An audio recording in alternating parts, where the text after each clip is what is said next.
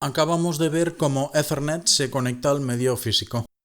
Cables, configuraciones de puerto, CSMA, dominios de colisión, todo centrado en capa 1, o sea, a nivel de bits.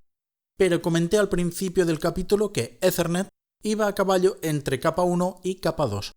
Ya va siendo hora que veamos cómo Ethernet estructura esos bits formando unidades de información capaces de ser transmitidas entre dos estaciones que llamamos tramas, o sea, capa 2.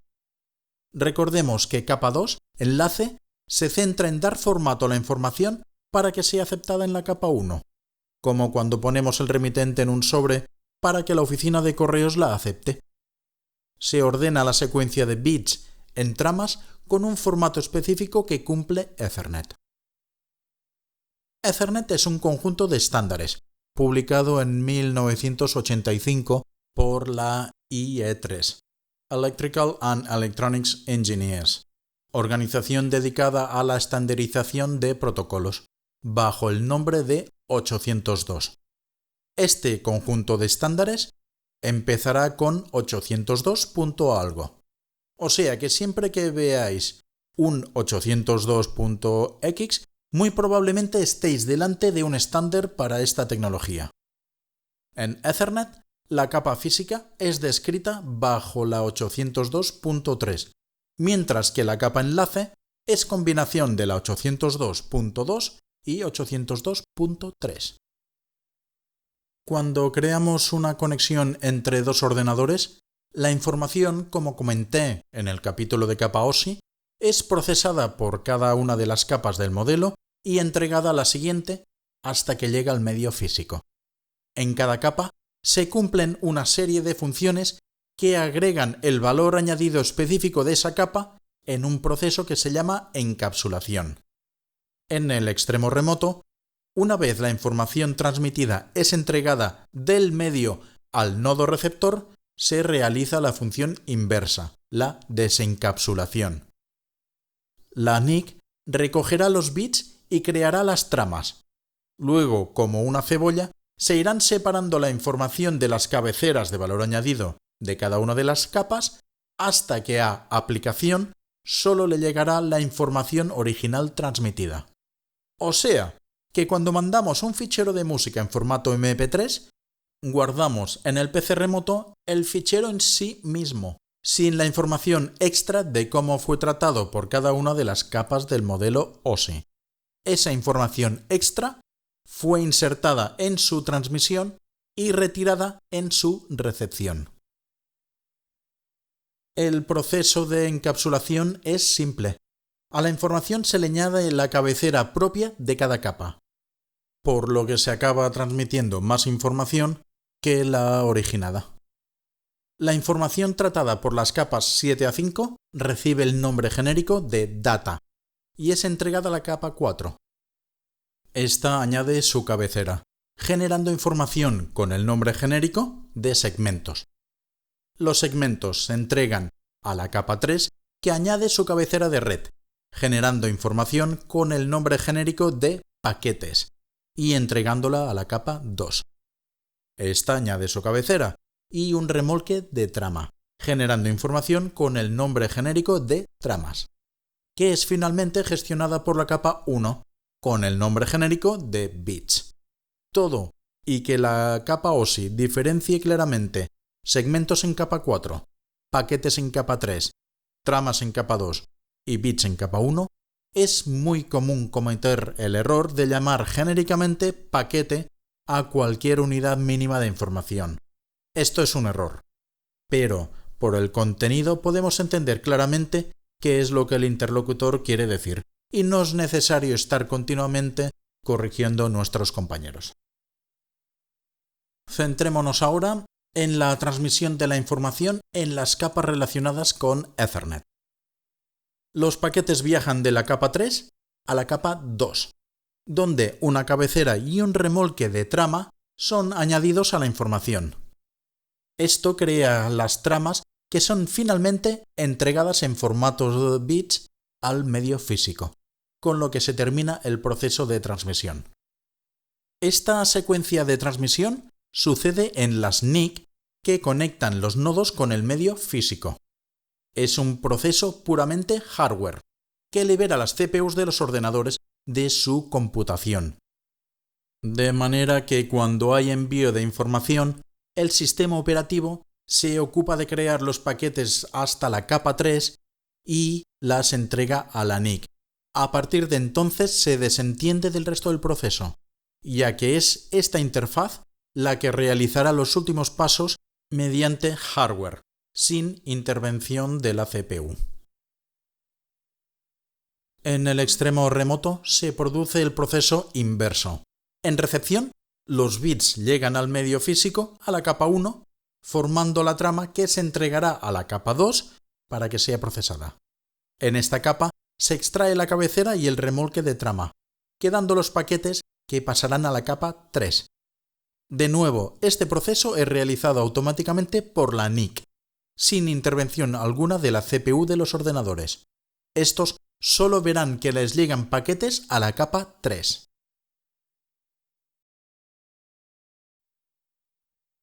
.802.3 describe la trama Ethernet con una estructura definida.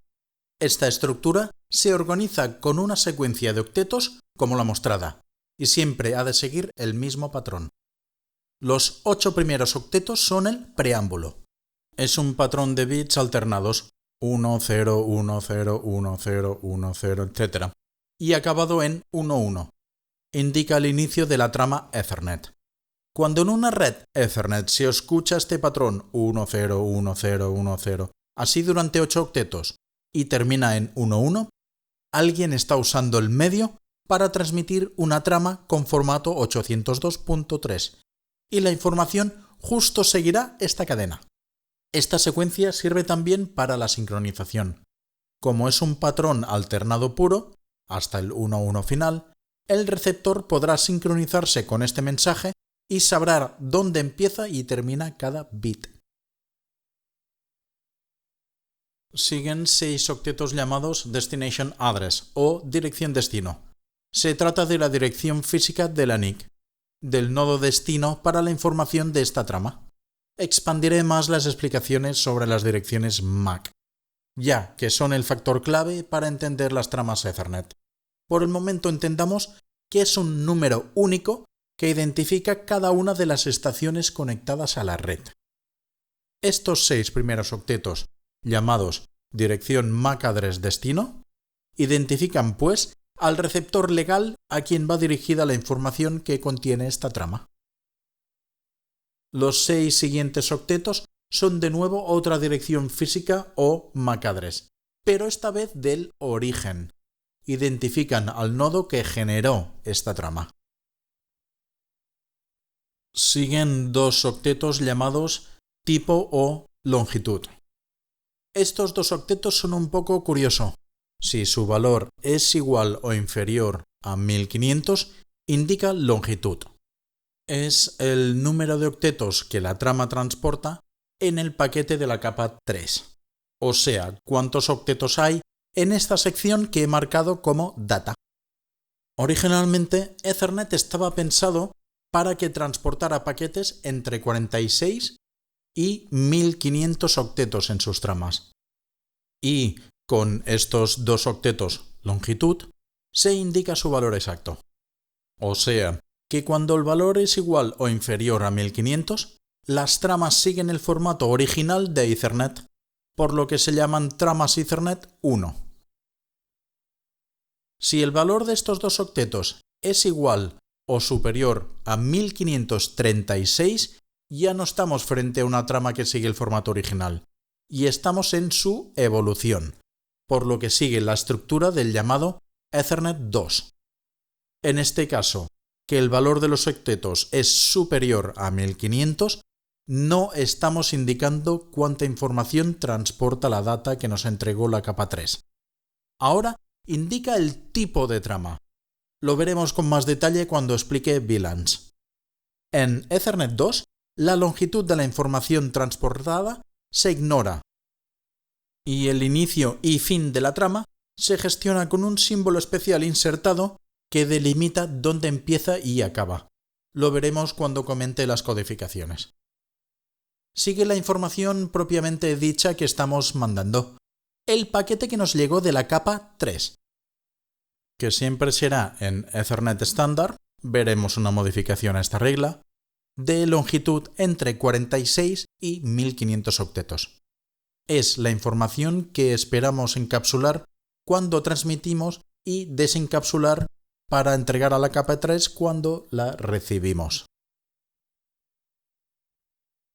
Después de la información viene el remolque de la trama y empieza con el FCS, Frame Check Sequence, o secuencia de chequeo de la trama. Es un CRC de 4 octetos igual que el que vimos para SDH. Se genera en la transmisión como el resultado de evaluar la trama y nos sirve para confirmar en recepción que la información ha llegado sin alteraciones. Si detecta que la trama ha sido alterada, se descartará.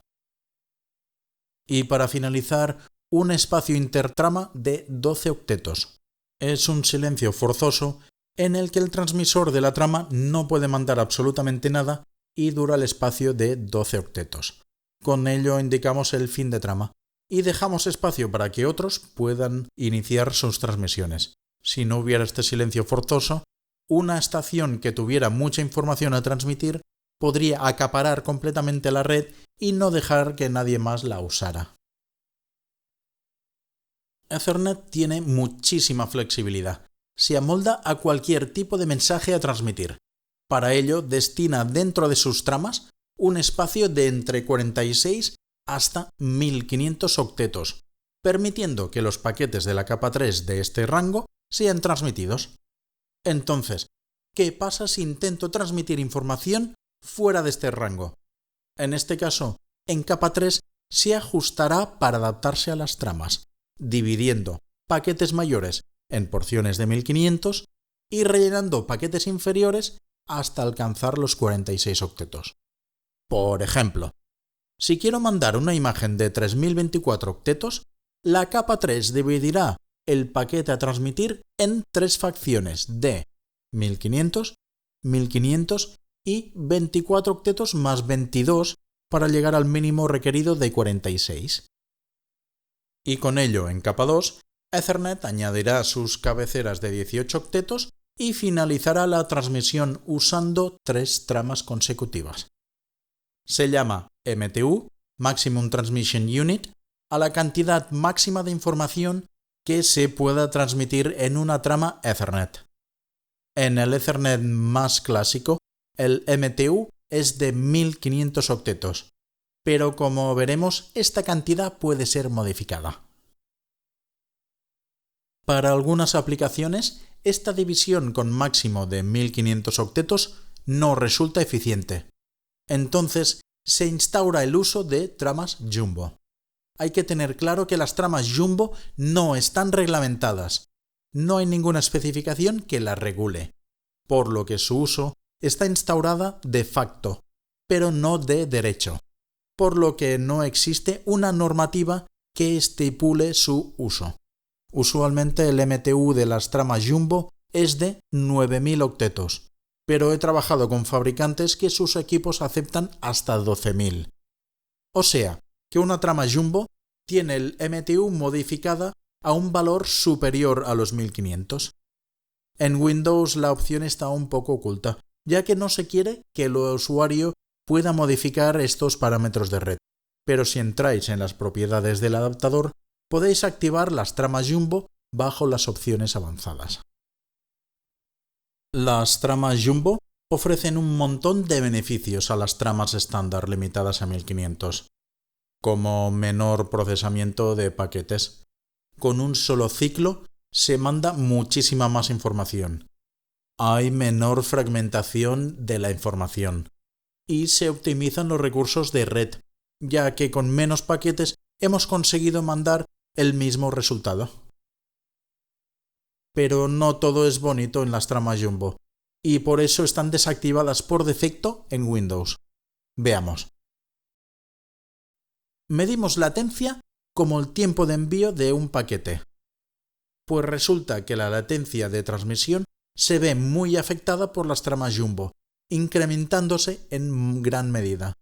Esto se debe a que al tratarse de tramas muchísimo mayores se tarda mucho más tiempo en ser mandadas y recibidas. En ciertas aplicaciones, como la transferencia de archivos, la latencia no es muy importante, ya que la aplicación que las manda no le importa si ha tardado 1 minuto en mandar una trama o el minuto lo ha repartido entre pequeños 50 archivos, que el resultado es que el fichero se manda igualmente. Pero en algunas aplicaciones, sobre todo las que usan tiempo real, como las videollamadas, la latencia es súper importante.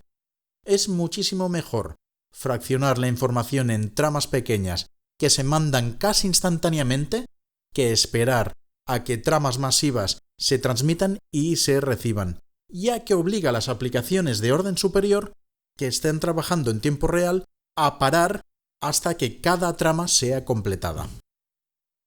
Más problemas. Un solo error de transmisión afecta a muchísima más información, por lo que en redes que se dude de su estabilidad es mejor no usarlas. Y para terminar, todos los elementos de red que comparten extremo a extremo una transmisión han de poder soportar las tramas Jumbo. Y como he comentado, no está estandarizado. Solo que haya un equipo intermedio que no soporte las tramas Jumbo actúa como cuello de botella y obliga a usar el estándar de 1500 octetos.